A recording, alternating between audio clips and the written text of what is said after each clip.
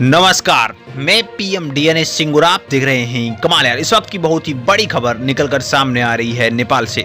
जहां दोस्तों नेपाल के अंदर अब दुनिया भर से बहुत से बड़े बड़े लीजेंड नेपाल को देखने के लिए आएंगे और वहां पर काम करने भी आएंगे। दोस्तों आप सोच रहे होंगे कि ऐसा कैसे और ऐसा कैसे हो गया अचानक से, कि आप कह रहे होंगे कि जो लोग एक्टर्स हैं जो कि दुनिया भर में फेमस हैं, और चाहे वो बॉलीवुड हो, चाहे वो हॉलीवुड हो, चाहे वो कौन सा भी फिल्म इंडस्ट्री हो, उन सब के लिए कुछ ऐसा किया गया है नेपाल सरकार के द्वारा कि अब यहाँ पे बहुत से एक्टर आपको दिखाई देंगे नेपाल के अंदर ही, जिससे कि कई फायदे होने वाले हैं नेपाल को।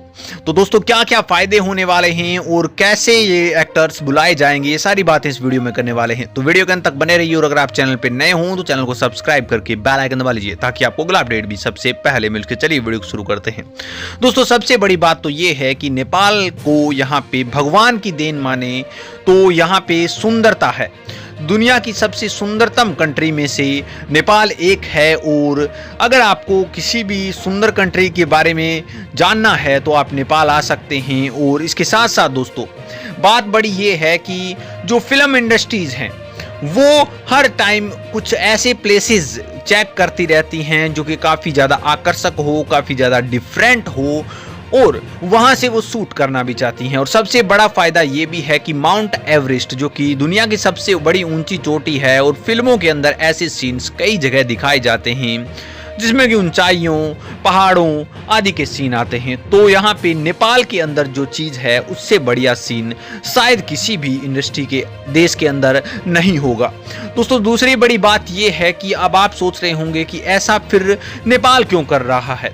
दोस्तों नेपाल भी एक ऐसा कंट्री है, लैंडलॉक कंट्री है, जिसके अंदर पैसे का साधन, सबसे बड़ा साधन अगर माने तो वो टूरिज्म है, और टूरिज्म को बढ़ाना नेपाल के लिए सबसे जरूरी भी है। नेपाल ने बहुत सा पैसा भी इन्वेस्ट किया है, और एक सबसे बड़ी बात मैं एग्जाम्पल के तौर पर बताना चाहता हूं कि जैसे किसी चीज को आपको फेमस करना है, जैसे किसी चीज से आपको व्यापार करना है, तो पहले आपको उसके ऊपर इन्वेस्ट करना होगा। यानी कि पहले आपको एडवर्टाइजमेंट करने होंगे, पहले उस क्षेत्र के अंदर आपको प्रमोशन लेना होगा।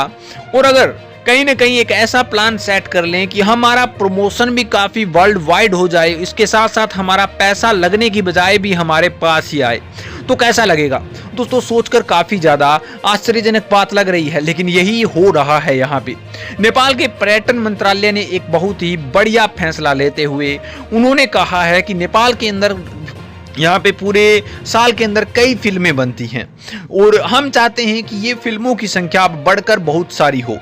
यानी कि जो विदेशी फिल्में होती हैं, जैसे बॉलीवुड की ऊंचाई फिल्म बनी थी, हमने देखा था, और उसमें बहुत से सीन्स लिए गए हैं नेपाल के, जिससे फ़ायदा ये मिलेगा कि जो भारतीय लोग देखेंगे इस ऊंचाई फिल्म को, उसमें वो सीन्स देखेंगे, उन्हें पता चलेगा कि ये नेपाल के सीन हैं, तो वहाँ पे टूरिज्म को काफ़ी ज़्यादा बढ़ोतरी मिलेगी।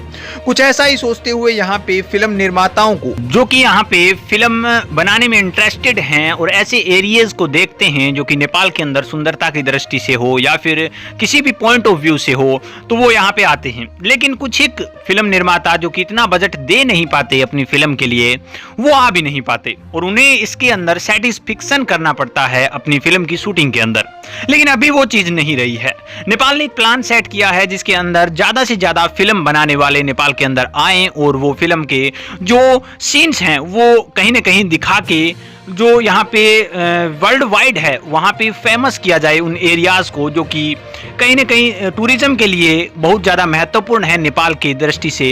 और इसलिए यहाँ पे नेपाल ने उन जो पहले यहाँ पे शूटिंग करने आते थे उनके ऊपर जो कर था, या फिर ऐसे कहें कि जीएसटी, या फिर ऐसे कहें कि जो देश का चार्ज होता है, उसमें काफ़ी ज़्यादा कमी की है। ये कमी कहीं ना कहीं आगे आने वाले टाइम में आपको नज़र आएगा कि टूरिज्म को बहुत ज़्यादा बढ़ावा देगी।